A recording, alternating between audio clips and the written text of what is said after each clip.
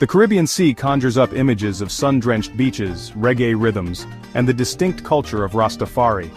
Known for their dreadlocks, use of ganja, and devotion to Haile Selassie I, Rastafarians have carved a unique space in the world's religious landscape. What many may not realize is the surprising influence of Hinduism, a religion born thousands of miles away in the Indian subcontinent, on the development of Rastafarian beliefs and practices. This connection speaks to the fascinating ways in which cultures intertwine, borrowing and adapting traditions to forge new identities. The story of this cultural exchange is deeply entwined with the history of indentured labor and the resilience of displaced people seeking spiritual solace in a new land.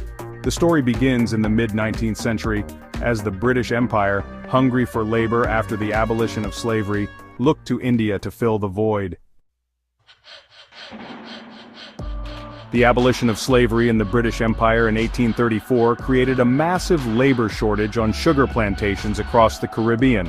Desperate to maintain their economic interests, British colonists turned to a new system: indentured servitude. India, under British colonial rule at the time, became a prime source of laborers. Lured by false promises of prosperity and a better life, hundreds of thousands of Indians embarked on perilous journeys across the Black Water, a term referring to the vast and often treacherous ocean separating them from their homeland. Conditions on these ships were deplorable. Packed tightly into unsanitary spaces, many perished during the months-long voyage. Those who survived arrived in a new world, greeted not with open arms but with the harsh realities of plantation life. Though technically not slaves, their existence differed little from those they replaced.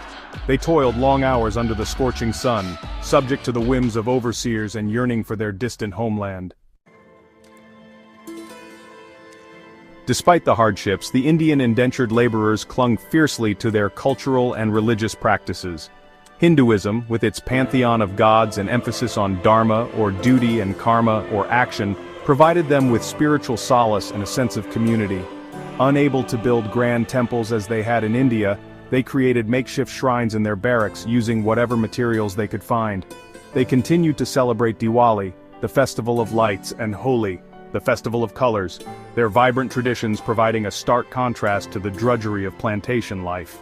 This resilience did not go unnoticed by the African population, many of whom had endured centuries of slavery and the systematic erasure of their own cultural heritage. They saw in the Indians a shared experience of oppression and a deep connection to spirituality. This led to a natural cultural exchange.